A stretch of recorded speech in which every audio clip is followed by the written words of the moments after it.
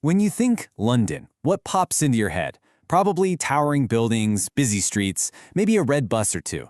But what if we could just strip all of that away? Before the castles, before the bridges, before the name London even existed, this place was a wild land. So let's peel back the layers and see what was here before it was London. I mean, look at this. On one hand, you've got the city we all know, a massive global hub buzzing with energy.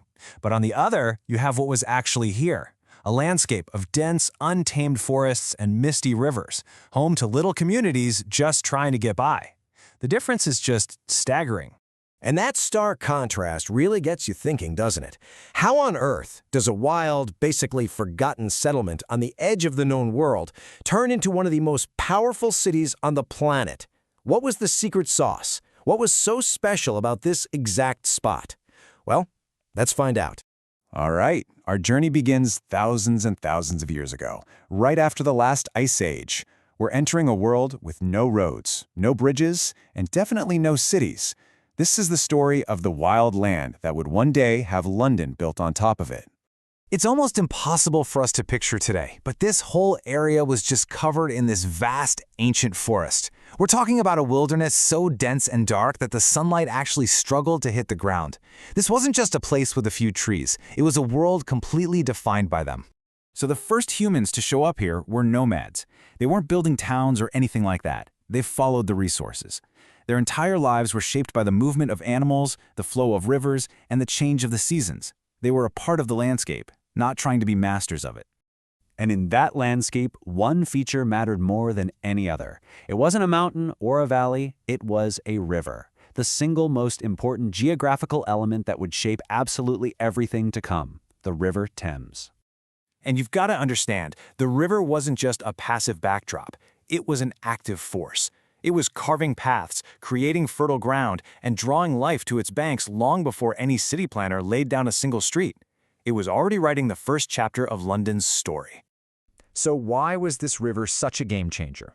Well, it provided the absolute basics for survival. Water and food.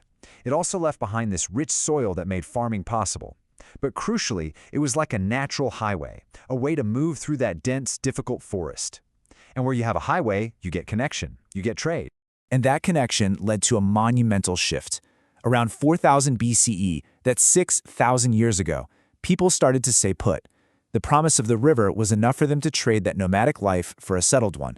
They built homes, they raised animals, and they formed the first permanent communities. The very first layers of what would become London were being laid down. For centuries, these communities grew, run by Celtic tribes like the Trinovantes. They created this little hub of trade and settlement. And that kind of concentrated value, it rarely goes unnoticed. Eventually, it attracted the attention of a new, incredibly powerful force. So, why this exact spot? It all came down to a geographical sweet spot, a perfect crossing point. The river here was just shallow enough for people and wagons to cross, but still deep enough for trade boats coming in from the sea. It was a strategic bottleneck, a natural hub of activity. And valuable places always attract attention. When the Romans invaded in 43 CE, they saw the strategic value immediately. Just 7 years later, they established a base right at that crossing point. And then, within another decade, it had exploded into a major port city they called Londinium. The transformation was deliberate, strategic, and just incredibly fast. And this tells you everything you need to know about the Roman mindset. They weren't looking for a scenic view. They were looking for a practical, strategic advantage. This location offered control of the river, access to trade routes, and a solid base to run the new province from. It was chosen for its utility, and that practicality is what gave London its start. But the new city of Londinium did not rise peacefully. Almost as soon as it was built, it faced its first great test, a violent, fiery rebellion that nearly wiped it from existence before it truly even began. The rebellion was led by Queen Boudica of the Iceni tribe. In response to some absolutely brutal treatment by the Romans, she united several tribes and led a furious campaign against the occupiers. And Londinium, as this shiny new symbol of Roman power and commerce, was a primary target. The result was total annihilation. Boudica's forces burned Londinium to the ground. Archaeologists today can still find a thick red layer of burned debris from that event. The city was reduced to nothing more than ash.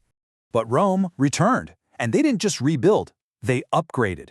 The new Londinium was bigger and stronger. They replaced wood with stone, built defensive walls, a grand public forum, and even an amphitheater. The city had learned its first brutal lesson. To survive, it had to be resilient. For nearly 400 years, Londinium was a major Roman city. But when the Roman Empire began to collapse in the 5th century, the legions withdrew. And without them, the city just faded. Its grand stone buildings crumbled, its streets emptied, and new settlers, the Anglo-Saxons, actually avoided the old Roman ruins, building their own town nearby instead. For centuries, the Roman city was essentially a ghost town. But it wasn't gone. It was just dormant. The roads, the foundations, that strategic location, they were all still there, just beneath the surface, waiting for the right moment to be rediscovered. So after all of this, the rise, the fall, the near disappearance, why did it come back? What are the fundamental secrets to its survival? This brings us to the core of why London is where it is and what it is today. It really all boils down to 3 enduring factors.